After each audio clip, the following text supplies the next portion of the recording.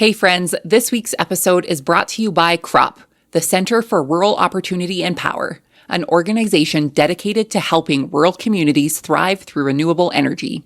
Across the country, farmers and landowners are discovering how clean energy projects can create new income streams and strengthen local economies. CROP provides the resources to help them make informed decisions. Learn more about the real benefits of renewable energy at cropamerica.com or by visiting the link in today's show notes.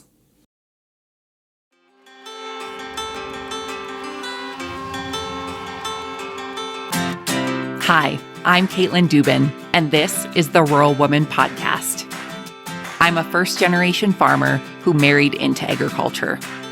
Born and raised in a city, I was so unfamiliar with where my food came from, but I was determined to figure it out. Through my journey into agriculture, I saw women who were strong but humble, often taking a back seat. To me, these women were leaders who deserved a seat at the table. I created the Rural Woman Podcast to share the voices of women in an industry whose stories often went untold. The rural entrepreneurs who live and breathe their work, full of grit and pride. We come here to share our stories, to be in community with each other, to be challenged and inspired, but most importantly, to be celebrated and to be heard. We may not all live, farm, ranch, or homestead the same, but we are all connected. We are rural women, and our stories are worthy of being told.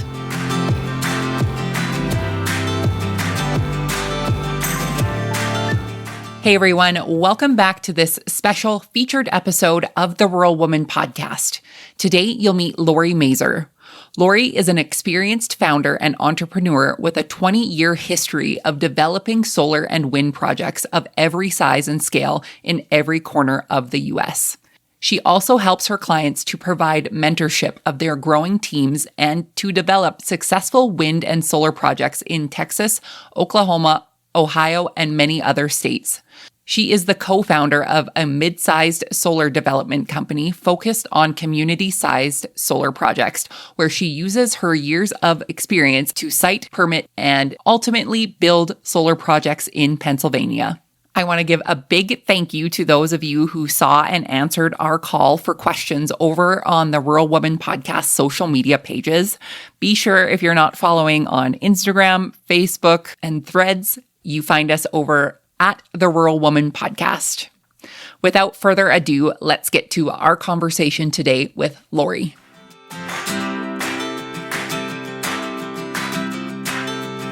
Laurie, welcome to the Rural Woman Podcast. How are you today? I'm really well, Caitlin. How are you? I'm doing so well. Thank you so much for joining me. This is a topic that we're talking about today that I am super interested in learning more about, and it sounds like my listeners are too. That's great. I'm excited. For the folks who are unfamiliar with you, Laurie, give us your background. Tell us who you are, where you're from, and how you got started in renewable energy. So I have been doing renewable energy for the last 20 years. So on the development side, which means figuring out all the bits and pieces that need to come together to make a project actually get built. So I've worked on utility scale wind projects, community scaled solar projects, and utility scale solar projects throughout my career. Yeah, and I live currently in Pennsylvania. I used to live on the West Coast, and I have traveled, I think, to almost every state in the U.S. and probably worked on energy projects in almost all of them, with a lot of time spent in the Midwest, like Nebraska and Oklahoma and Texas. Very cool. What got you started in renewable energy? I think, I don't know if anyone else felt idealistic and bright and shiny when they were in their 20s, but I felt like I really wanted to do something impactful. And I had been hearing a lot about wind energy projects. This was 2004, so quite a while ago. And so I'd been hearing a lot about wind energy projects and offshore wind and solar projects in Europe. And I interviewed as kind of just an office manager at a company that was doing those projects throughout the US and in the UK. And I got a job as an office manager. And probably one of the luckiest things is I I ended up working for someone who was deeply devoted to mentorship. So just someone who really, I'll give myself a little credit that I did spend my lunch hour kind of like on the Danish wind energy site, trying to figure out how people knew where it was windy versus not windy and asking lots of questions. But I really had someone who took that curiosity and said, well, this is enthusiasm and we can harness it, and gave me a lot of early opportunities to travel to Texas and to meet with landowners and to start really understanding what it takes to build a complex energy project. Very cool. And I love what you said about harnessing the energy of a 20-year-old. I wish we could bottle that and sell it somehow. Oh my goodness. And really also to have that mentorship wisdom to put up with a lot of the kind of overly exuberant, things that go with a 20-year-old who's like, wait, what about this? And they're like, yeah, in due time. But I didn't ever feel tempered. I just felt really supported. And so, yeah. And also the landowners that I met were wonderful farmers who'd been stewards of their family lands for generations. And so there was just such a great learning both ways, both me learning my career and then also learning a lot about agriculture in the US and in other places. Yeah. Absolutely. I'm just curious, out of a personal note, your connection with agriculture or rural America before you started in this career. What were kind of some of your first memories around food being grown? Yeah, so I grew up in a pretty small town, and I grew up, my best friend, her dad was someone who farmed, and I do remember hay baling with them as a kid and riding horses on their farm and being very jealous that they had a horse, and her dad just telling me that it was only a headache and a giant way and a way to eat through money, that's what horses were good for, is spending money on. So yeah, so I grew up in a pretty rural small town community and just really saw a lot of the boredom, that I had as a teenager, and this kind of thirst for understanding and learning more. And then additionally, kind of to my own career, some of the opportunities for independence and sustainability and kind of community choice in what you want, and building the environment in community with your friends and neighbors that reflects kind of what you want and your values. And so that does actually fit in with renewable energy, which is kind of weird, but it really does. Energy independence and the idea that we can choose power sources and how we want to power our farms and our schools and things like that, and make decisions and choices about that. So, Laurie, what defines a utility scale renewable energy project, and how does it work? Yeah. So I'll keep it really simple, which is just the idea that it's really similar to any other power plant. And I think maybe other folks are like I was, where I didn't spend a lot of time thinking about what happened before I flipped a light switch. But all throughout our world, there are power lines, which I think people are pretty familiar with, of different voltages. And then there are different power plants that are fueled by different things. So a renewable energy utility scale project is a project that's big. So it's one that can serve, hundreds and thousands of homes with the electricity. So it's different than the solar panels on your roof or the homeowner wind turbine in your backyard that just feeds your own house. They're large scale projects that are interconnected to the high voltage grid. So they operate just in the same way the power plant does, where they send their energy back into the large electrical grid.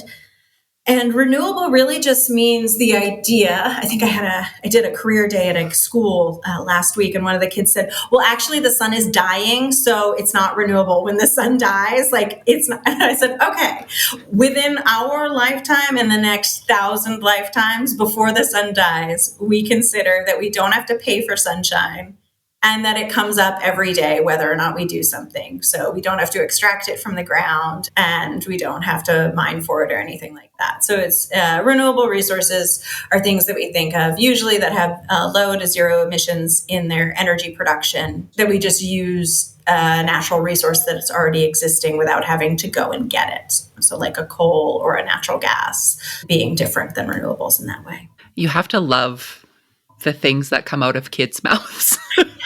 Well, sometimes they're a little bit smarter than some of the things that come out of adults. I was like, yes, sir, you are right. That is right. That is a flaw in my definition. I agree. So it was really good, out of the mouths of babes, Right. The way that you described it, of power poles, it's just a different power pole. And I've never thought of it that way. And it's funny because, in agriculture and in rural settings, there can be that, pushback when it comes to renewable energy. And we're going to talk about that a little bit. But to put it in the sense of, do we really protest power poles? Not often, right? So there's always that different piece of looking at it. So thank you for saying that. That was my light switch moment of renewable energy. Yeah, exactly. It is. It's our built environment and it's how we actually power our lives, but we don't have to engage with it a lot. But that is what's different about doing development in rural communities is you really do have to engage with it and you have to understand how the impacts will be on the local community. Absolutely. So something that I did before we sat down for our interview is I asked my community online through the Rural Women Podcast Facebook group and Instagram, Threads even. I asked everywhere, what were your questions for Laurie? And we got quite a few of them, and I'm going to intertwine them through our conversation today. But one of the questions that came up quite often was, how do you choose where to put this renewable energy source, whether it's wind turbines or solar power? How do you choose which agricultural land that you are going to put your new projects? I know. And I think everyone thinks I just choose the one that's next to their house when they don't want it. I'm like, that isn't actually my rubric. And that isn't the rubric of it. And there is so much thought that goes into the siting of these projects. And maybe I'll just give a tiny piece to like the larger energy infrastructure. Like, where do we need power? Like that's definitely a consideration. Like, where are utilities? Where is there not enough generation, either because coal plants are coming offline or because, like Texas, there's so much load growth that we really just, like, we're experiencing price spikes and outages and things like that because there isn't enough energy. So that's always in the background. And then the kind of more nitty gritty, which is what I think your community was talking about, is how do we pick the place? And I think we basically use a lot of mapping technology to show us, like, where there are wetlands, where there are threatened and endangered species, where there are national monuments, and we avoid all of those places. We try and avoid places with, near historical sites, things like that, where a project won't be able to kind of fit in with the community. And then another piece is just kind of what we talked about the physical environment.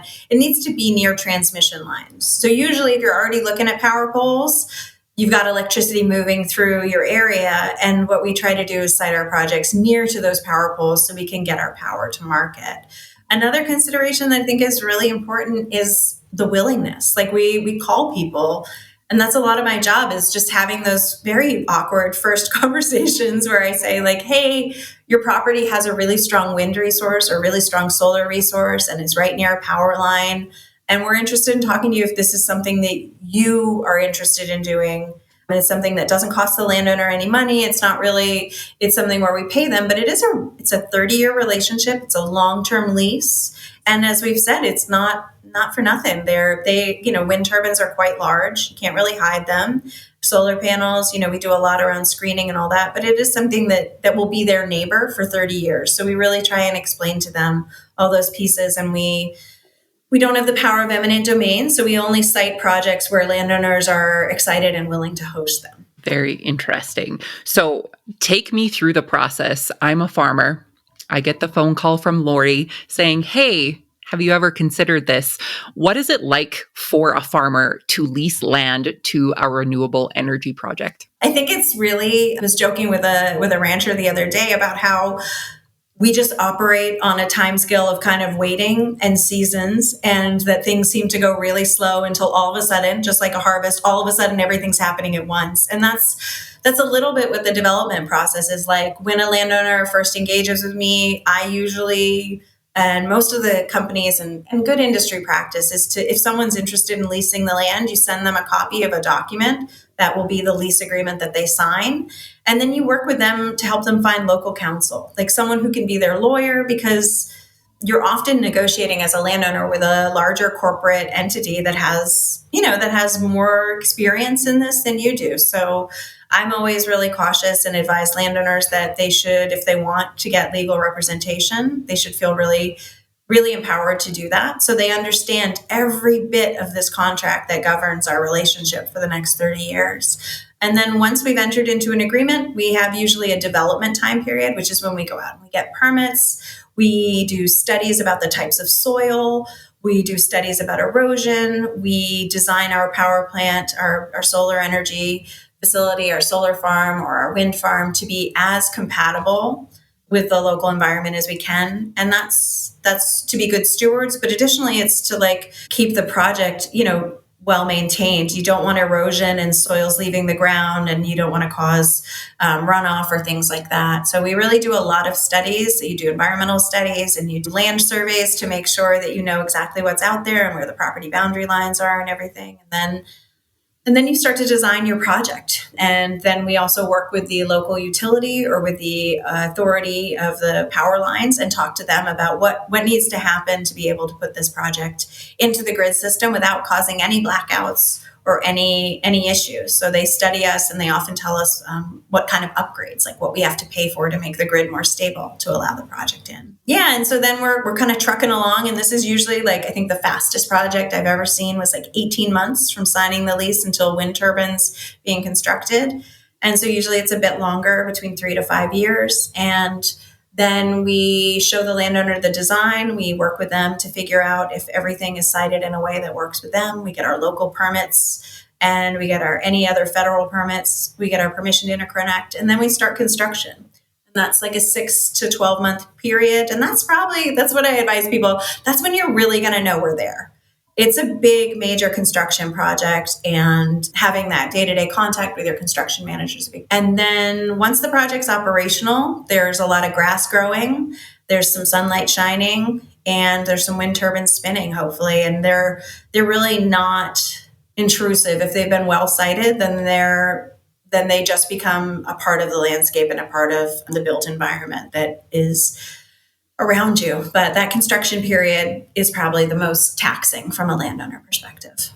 There's just so much that goes into it that, when we think of it as a farmer, we think, oh, that's really overwhelming. There's too many things to do. But like you said, it's not a lot of the farmer doing the actual crossing the T's and dotting the I's. It's, they have agreed to this, and now the experts get to come in and do what they do best. That's totally true. I think the key piece, though, that I often, and that I'm sure you and your listeners would feel aligned with, is just that the expertise of the local community is huge. Like I have learned, because I'm weird and interested, I've learned a lot about longhorn cattle, but I've also learned about the effect of like what time, if we start our construction in the middle of lambing season, we need to be sure that we've got a plan in place for relocating those lambs that are birthing ewes. We have to decide, and like, is that going to be traumatic? And if there is loss of any crops or anything like that, how are we going to figure out the damages? And how do we have that conversation with the landowner?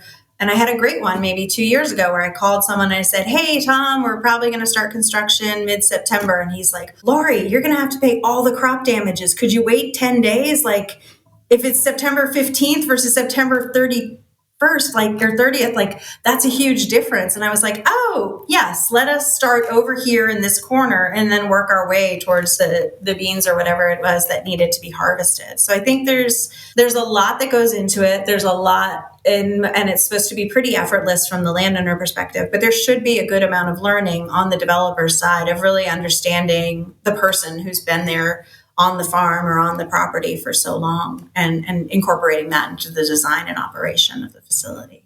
And what I'm taking from that and the overall theme is communication, and communicating what expectations are from the energy provider and the farmer.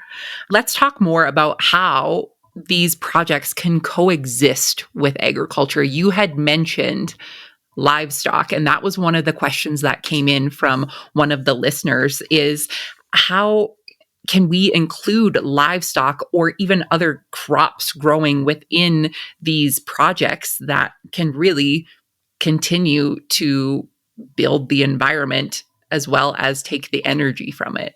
Yeah, so there's a lot of opportunity. I think we're at the beginning. So wind turbines are a little bit easier because the geographic space they take up is vertical, right? So it's like they're up in the air, and really you can run cattle, you can plant right up to the corner.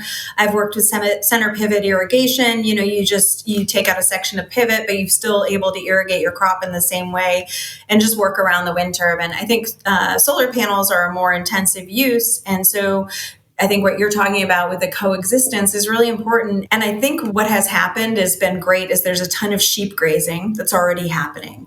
So much so that there are actually more solar projects wanting sheep grazing because it's such a win-win. It's a very low touch way to keep grass low enough so that it doesn't shadow the solar panels. So it's a really benefit. We'd have to be out there with mowing crews, but in fact, if we have sheep grazing, we can do that.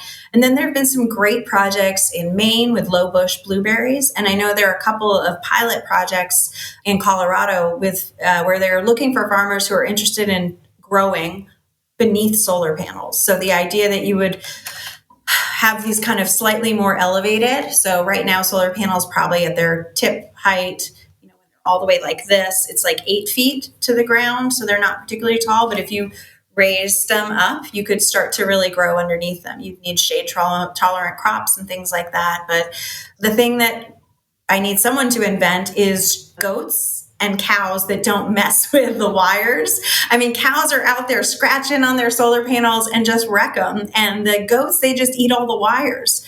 So chickens are totally fine and sheep are totally fine, but we have yet to find, maybe we could raise the panels up high enough that the cows wouldn't bother them. But it's been, I think those are the two challenges, is some of the nature of the livestock out there and how curious they are and kind of strong. So that's been a challenge.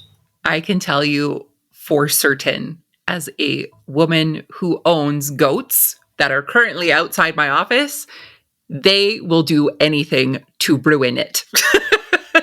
They will jump on it. They will eat it. Anything. Exactly. No, and someone can tell you that who's an expert on goats. And then, of course, if you're a solar person, you're like, I'm going to see what happens. And I've seen the videos, and they're literally prancing on top of the solar panels, not a bother in the world, chewing on the wires. And it's dangerous and it's not good for anyone. So, yeah, we need to either find goats that aren't curious about anything, or we need to figure out a way to make the panels, withstand the force of a goat. Absolutely. If anybody can figure that out, please let us know. Write us immediately. Exactly. No, I think it's true. Well, I will say someone figured out just, 10 years into or 5 years ago, like that bifacial panels that you could put silicon on both sides of it, and there was enough bounce back light off of the ground. If the ground wasn't black, that it was worth it to do that. So I'm really here for technology. I'm sure one of your listeners has a great solution to my goat problem and to my cow problem, and I would love to hear it. Absolutely. If anybody has a problem, ask a farmer or a rancher, because I'm sure they can figure it out. It's MacGyver. That is very, very true. I definitely have experienced that.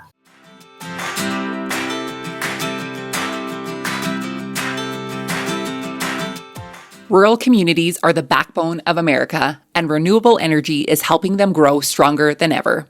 Across the country, landowners are partnering with renewable energy developers to create long-term financial stability while keeping their land in production.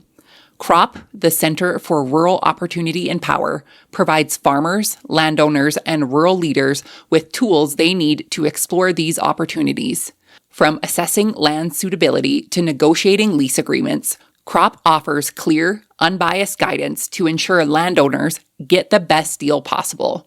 Whether someone is just starting out in their research or ready to take the next step, CROP is here to help. Visit cropamerica.com to learn more about how renewable energy is shaping the future of rural America.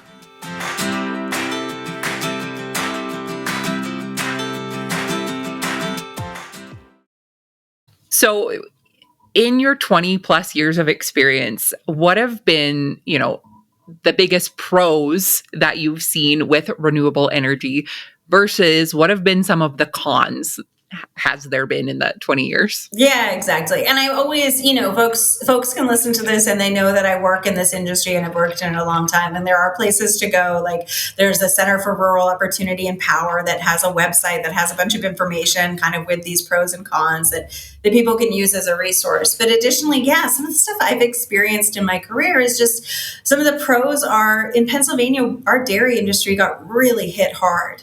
And folks had a hard time keeping family farms or convincing second generation, third, fourth generation to stick around. So we were able to install solar panels on a portion of a dairy farm and to allow that landowner to have kind of a steady revenue stream that he could count on. So it's like a lease payment that's always going to come. So it gave some operational security to him and made it so he didn't have to sell or figure out another way to keep his land. So some of the economic benefits. Additionally, you work in a state like Ohio in the United States, we have a tax program where the solar projects and wind projects pay a different property tax, and that goes directly into the local school community. So there are ways in which these projects kind of benefit. Additionally, just the idea of providing learning to local kids and school communities and all that about what renewable energy is, that's kind of an incidental benefit. But a lot of the economic and benefit and the ability to keep farms. And as we've mentioned before, kind of wind turbines, their footprint is pretty small and they don't take up a lot of area. And so a farmer can kind of a rancher can continue doing what they've always done. And then with a solar farm, like we've said, there can be some grazing opportunity, but additionally, the land isn't a solar farm after 35 years or 30 years or so. So there's a removal bond that's usually placed, that should be placed on any good project, that would remove the solar. And then you think about it that the soil's had a chance, it's had about 30 years to rest. And it just continues to be owned by the same people that whole time. So the next generation can make a decision about what they want to do. Which brings me to like some of the cons and the things I always ask people to really consider is it's a 30-year lease. It's a very long time. So to really think about what do you want, what view shed is important to you, is there a hickory tree or something that was like of significance to your family that you really don't want anyone to cut, or you don't want to have the view from a particular homestead location blocked, or you would really love to improve a farm road so that you can get access to a back corner that you've not had access to. So some of those things, when folks haven't felt empowered or haven't been asked to speak up by developers, then you can kind of see some of that relationship deteriorate, and it's not treated as like a partnership for 30 years. So I think that's a piece that I just always tell people to really consider, is that this is it's a big commitment and it's a long-term relationship you're entering into. So doing it for a quick monetary gain is one portion of it, but additionally as a long-term stewardship plan and part of estate planning or part of like planning with the next generation. Those are my favorite conversations, when I'm sitting down with 2 or 3 generations, and it's kind of like I've been talking to dad and the son comes in, or I've been talking to mom and the daughter and son come in, and they're like, and then we all get, and then it becomes real brass tacks and they ask you a lot of questions, and that I feel like really gets down to what everybody wants to do and what's the priority. And sometimes having this additional revenue stream on a portion of, or the entire farm, can allow families to keep land that's been in their family for a long time around and in the family. So yeah, it's really important. I think it's, the way that you described it, you're making this long-term commitment. And I'm thinking to myself, landowners might not be here in 30 years from today when they make this decision, right? So it is on the next generation, whether that's a child or a business partner or whatever it is. So really, it's a transition planning conversation more than it is a renewable energy conversation. It is, yeah. And it's what we're going to be doing it's a plan about what's going to happen with the land and what's the ultimate goal with the land. And how does that align, and how does a renewable energy project align with the vision that the family has and that the community has? And so I think it's my job usually to facilitate and thread that needle, but I think it's always easier when people feel comfortable to speak up. So I think that part of doing this work and talking to you is so that people feel armed with a little bit more information, so they can kind of ask those questions and feel a real sense of ownership and pride if they do decide to go forward with a renewable energy project on their. Absolutely. The number one question that my listeners asked was the decommissioning process. What happens after that 20, 30-year contract is done, and or anything in between that happens? What is the responsibility of the farmer in that, and what can landowners expect? I think it's critical. I mean, like we just said, you're thinking about this in the long term, and I don't think anyone is more cognizant of the rapid ways in which things can suddenly change than folks who are as connected to the land as farmers and ranchers are. So the idea that I always tell people is I really hope this doesn't happen, but let's plan for what if. So what if something happens, like a tornado comes through, or some part of the facility is, so the facilities are built in such a way that they can withstand kind of all the local weather systems that come through. But additionally, within your lease document, and then sometimes at the local county or township or state level, there's a requirement to post a security bond. So the idea is that decommissioning cost will exist and will live in a bond or an escrow account or a letter of credit, whether or not the developer is still there. I think I saw that maybe some of your listeners have talked about the fact that these projects get sold. And that is really true. They're assets. And making a deal with Laurie Mazer you're making a deal with a larger entity, and the lease is going to be the document that governs it. Not, I'll always pick up the phone, I guess, to my landowners and to anyone I've developed a relationship with, but I might not live forever. So I think folks need to make sure their lease provisions require a bond to be posted. We usually say in like year 5 or year 10 or so, when the facility's been up and running and made its money back, and there's maybe a little more risk that someone wouldn't do as good a job maintaining it because they've kind of made their initial investment back. And so we really encourage people to push for some sort of security and decommissioning bond that will allow anyone, not just the developer, to come in and remove the facility. And then, and then what is that? It's the foundations and some of the underground cabling or wires that are used to connect solar panels. Those are usually above ground, except where we're connecting big chunks of arrays, or the wind turbines connecting together. So you're removing, the solar panels are really just a stake that's driven into a steel pile that's driven into the ground, about 10 feet. And so that can get pulled out.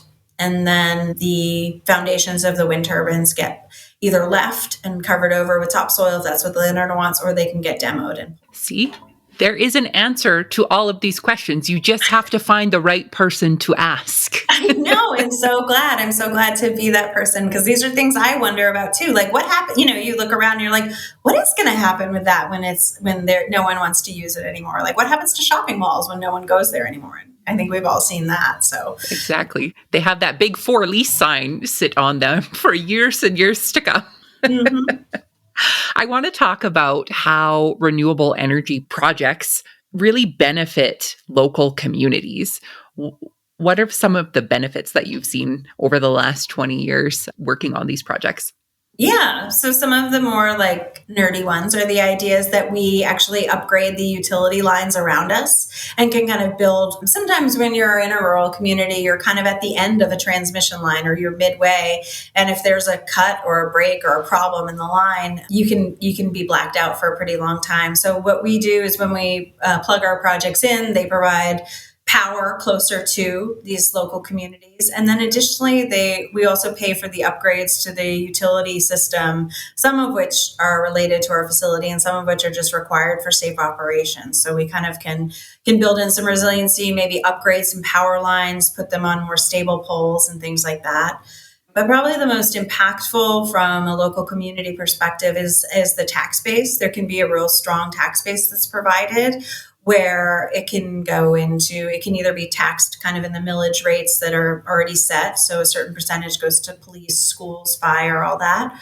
Or projects can be used to kind of increase the overall general fund. And I've seen projects that have paid for teachers or school buses, fire departments, additional staff, things like that. So there's a lot of that. And then the other piece that we've already spent a lot of time on, which is just allowing local landowners to maintain and retain the ownership of property that's been in their family for a long time, with a diversified income stream when they've hit a bump or they anticipate there might be a bump.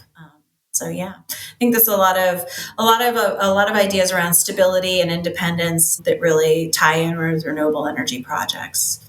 We talk about there being that additional income for your farm.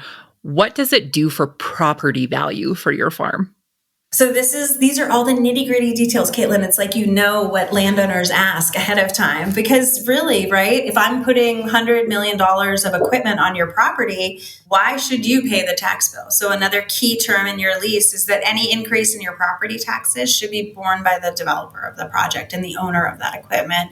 And any good developer will work to really make sure that if it's not a subdivision, at least the local taxing authority knows how to tax their solar equipment and work in an agreement with them and get tax payments from them, and that the agricultural land will remain there. And then we always check to see if there's CRP or clean and green payments that are being made to a landowner where there's a rollback penalty. And that is also something that if by installing a renewable energy project on your land, it causes a rollback tax event for the landowner, that should also be covered. So there really shouldn't be any tax difference, and that should all be borne by the developer who's choosing to put this on their project. The landowner should be receiving checks and they'll be dealing with a nuisance of construction, but then they should be just hopefully enjoying the revenue and kind of continued use of their property that either doesn't have solar panels or is leased to the wind farm.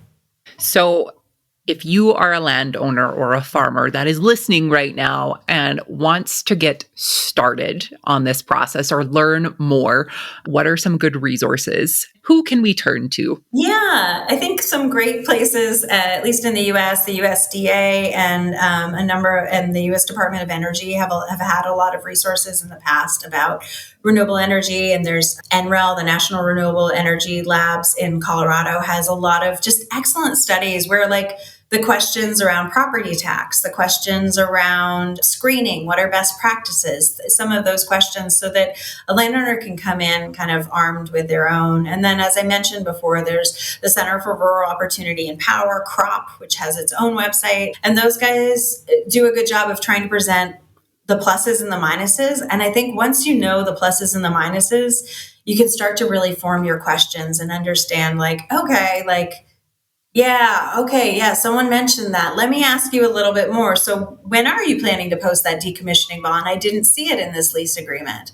Or what do I have to do with regard to the permits? Do I have to, how is this going to impact me and my own taxes or things like that? So I think there are a lot of good resources that are out there. And I think any developer worth their salt should want to meet with you multiple times, should want to answer all your questions, and should want you to have legal representation to really help advocate for you, because these are really complicated, 30 and 40 page lease documents that we said are going to be in effect for a really long time. So not feeling rushed or pressured would be really key components for me if I was on the receiving end of my own phone call. I would want someone who was patient and took a lot of time to explain all the things. Absolutely.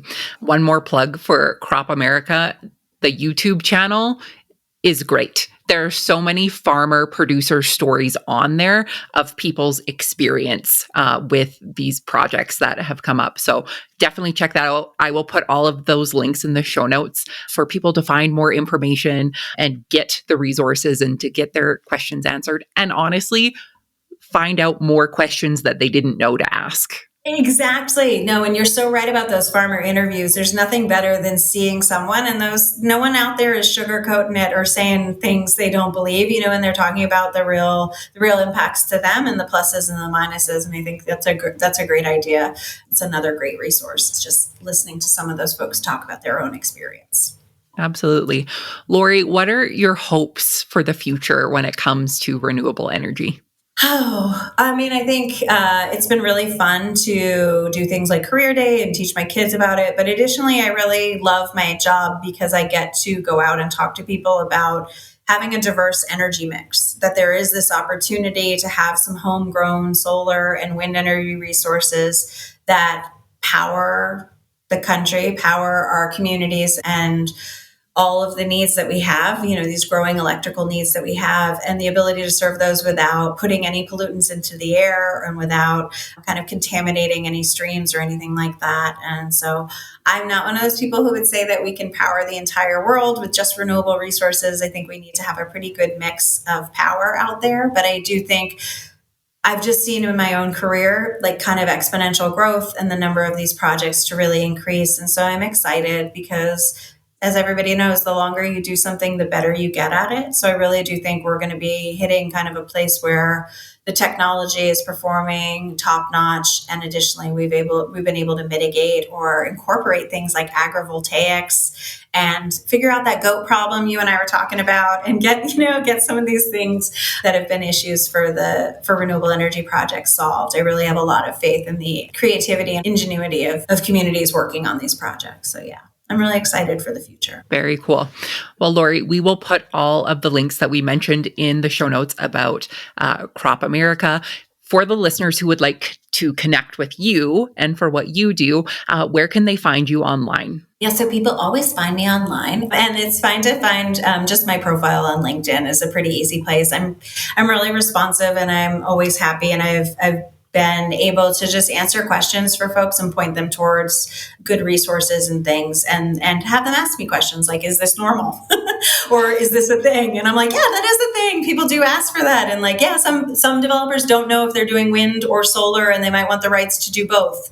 And you're going to have to think about both at the same time. So yeah, I'm always more than happy to connect, but I will point people to kind of a more official site of the Center of Crop America and their ability to kind of answer questions and NREL and things like that. But yeah, always here for any questions that your community or listeners have. And I often think of my best questions 10 minutes after I've hung up the phone. So yeah, Me too. I'm sure someone will listen. Yeah, exactly. Great. Well, Laurie, thank you so much for sharing all of this information with us today. It has been knowledgeable. It has been helpful. And again, thank you so much for your time. Oh, well, I so appreciate it, Caitlin. And I really do feel like you and your community of listeners have, absolutely insightful questions, and ones that I'm really glad we were able to share some resources for, so folks can feel better and more empowered as they make decisions about what they're going to do with their land and how they want to use it going forward. Absolutely. Thank you. Thanks so much.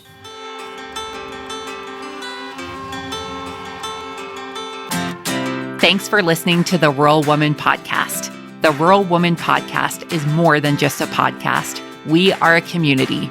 A huge thank you to the Rural Woman Podcast team, audio editor Max Hofer. A special thanks to our Patreon executive producers, Sarah Riedner from Happiness by the Acre and Carrie Munven from Laystone Farms. To learn how you can become a Patreon executive producer or other ways to financially support the show, head on over to wildrosefarmer.com to learn more. Be sure to hit the follow or subscribe button wherever you listen to the podcast to get the latest episodes directly on your playlist. And if you are loving the show, please be sure to leave a rating and review on Apple Podcasts or any other platform that accepts ratings and reviews. You can connect with us on social media at The Rural Woman Podcast and with me at Wild Rose Farmer. One of the best ways you can support the show is by sharing it.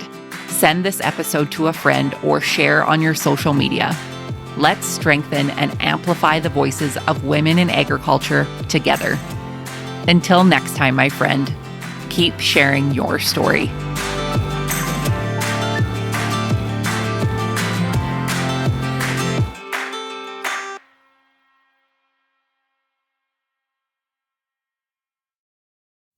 Did you know that you can get this same great episode of the Rural Woman Podcast ad-free?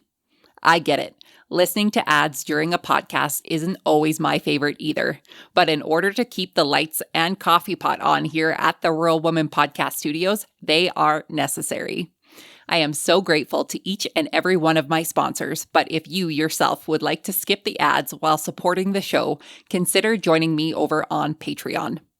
Patrons of the Rural Woman Podcast get ad-free episodes starting at Tier 5 on their podcast player of choice each week, plus some other great benefits. Find out more by heading to the link in today's show notes to learn how you can become a patron through Patreon.